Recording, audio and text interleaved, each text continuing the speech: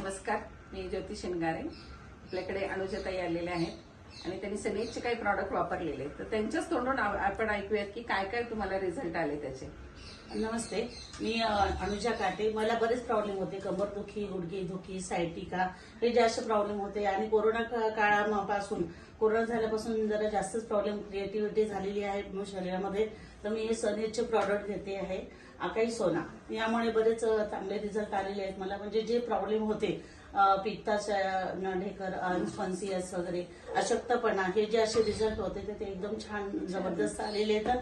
आणि दुसरं एक प्रॉडक्ट आहे ऑर्थोरिच. यांनी माझे कोरोनापासून जरा गुडघे, कंबरदुखी वगैरे होते, तर त्याचा पण रिझल्ट एकदम छान आलेला आहे.